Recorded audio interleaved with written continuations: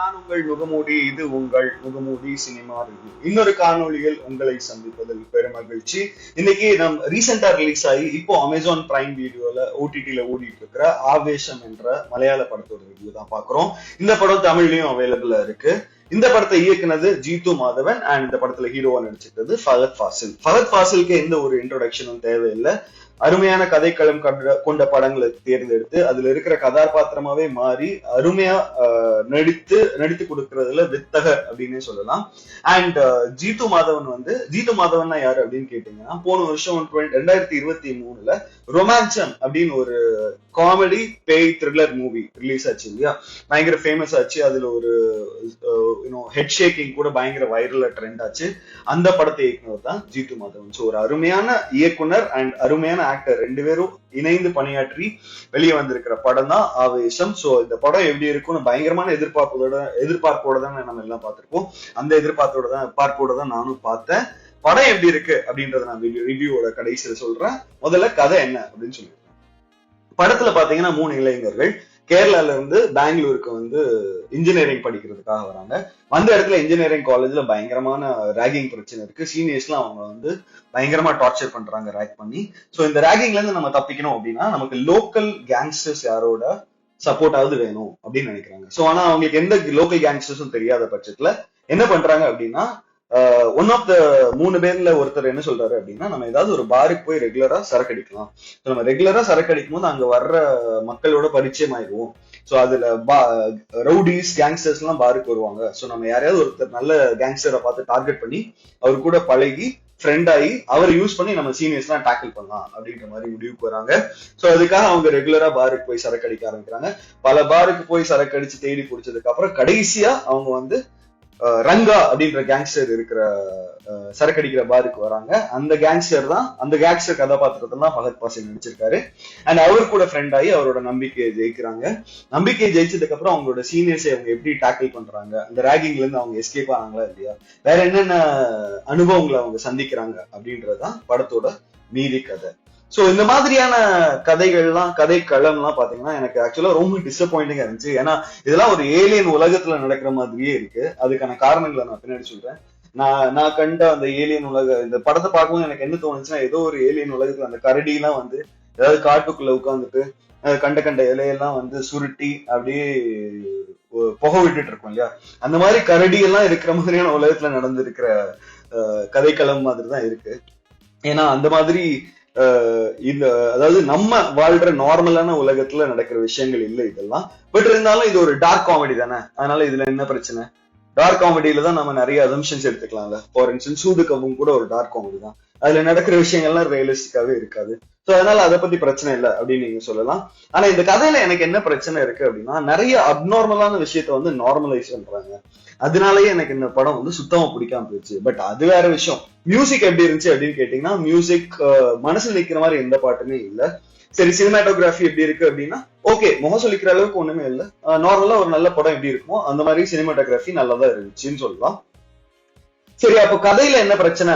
நடிப்பு எப்படி இருந்துச்சு அப்படின்னு கேட்டீங்கன்னா, எனக்கு தெரிஞ்சு அந்த 3 பசங்கள்ல பிபி அப்படின்னு ஒரு பையன் நடிச்சிருப்பான். அந்த கதாபாத்திரத்தை ஏத்து நடிச்சிருக்கான். அந்த பையன் ரொம்ப அழகா நடிச்சிருந்தாரு அவரு. அது மட்டும் இல்லாம மத்த எல்லாருமே ஓவர் ஆக்டிங் பண்ண மாதிரி தான் இருந்துச்சு. ஃபஹத் ஃபாசில் பயங்கர ஓவர் ஆக்டிங் பண்ண மாதிரி இருந்துச்சு.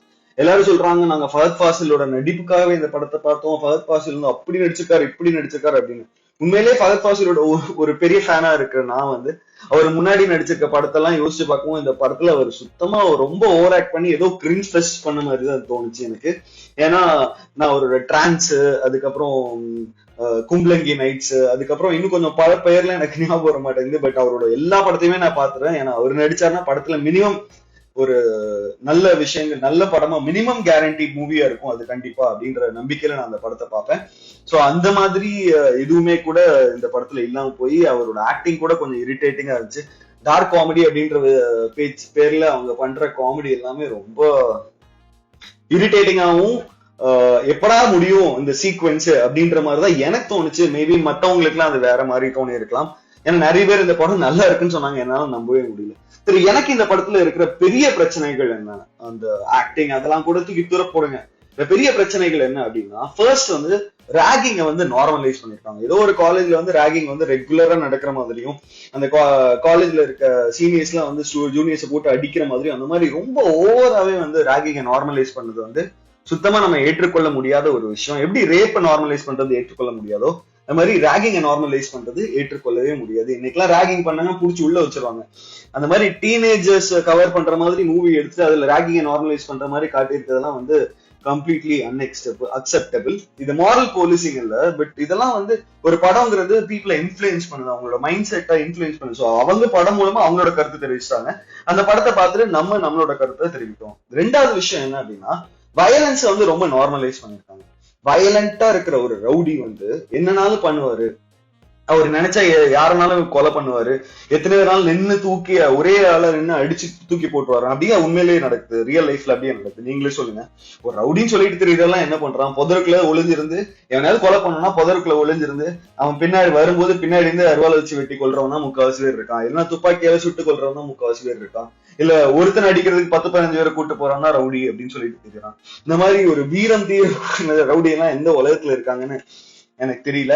சோ அதுவும் வந்து ஒரு அப்நார்மலான விஷயம், சரி டார்க் காமெடின்னு வச்சுக்கோங்க. பட் ஆனா அந்த ரவுடியை குளோரிஃபை பண்றதுதான் வந்து ரொம்ப இன்னும் கொஞ்சம் டிஸ்டர்பிங்கா இருக்கு.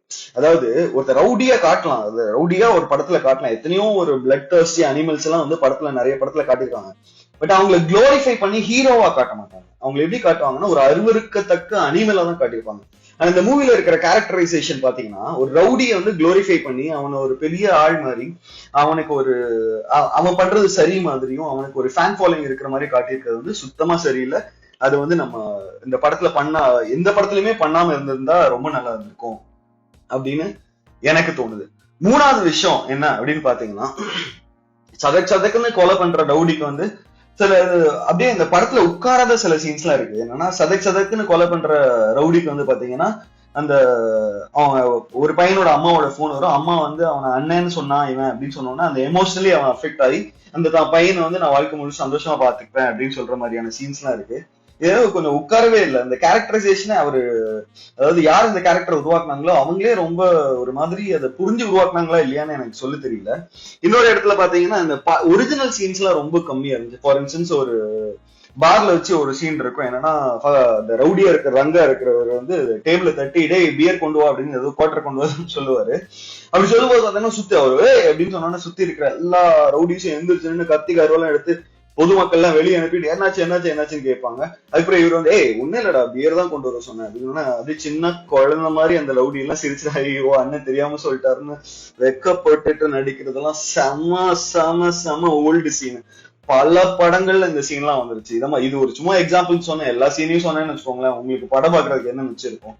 இந்த படத்தை நீங்க பாக்கணும்னு நான் சொல்ல மாட்டேன், பட் இருந்தாலும் ஒருவேளை நீங்க பாத்தீங்கன்னா படம் பாக்குறதுக்கு மிச்சம் இருக்கலாம் இருக்கு அப்படின்ற மாதிரி. அண்ட் மோரோவர் ஆஷிஷ் வித்யார்த்தி வந்து போஸ்டர்ஸ்ல எல்லாம் இருந்தாரு, ஆனா அவர் ஒரே ஒரு சீன்ல தான் வருவாரு. அந்த ஒரு சீன்லயும் பாத்தீங்கன்னா 3 ஃபர்ஸ்ட் இயர் ஸ்டூடெண்ட்ஸ் வந்து வச்சுட்டு துப்பாக்கி எடுத்து மிரட்டிட்டு இருப்பாரு. என்கிட்ட துப்பாக்கி இருக்கு, நான் ரவுடிக்கெல்லாம் பயப்பட மாட்டேன், அவன் வந்து காலேஜ் விட்டு தூக்குறேன் அப்படின்பாரு. அடுத்த சீன்லயே பார்த்தா காலேஜ் சேர்ந்துக்கோங்க அப்படின்ட்டு, ஆனா எல்லா சப்ஜெக்ட்லயும் பாஸ் பண்ணும் அப்படின்னு சொல்லிடுவாரு.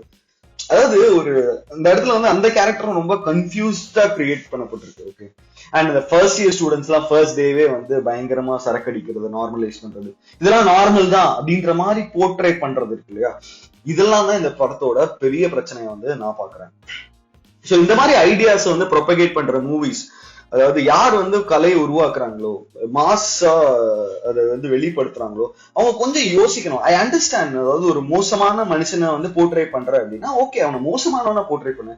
அவனை குளோரிஃபை பண்ணி போர்ட்ரே பண்ணும்போது அவனால இன்ஸ்பயர் ஆகி பைத்தியக்கார பசங்க நிறைய பேர் அறுவலை தூக்கிட்டு சுத்த ஆரம்பிச்சிட்டாங்கன்னா என்ன பண்ணுவீங்க?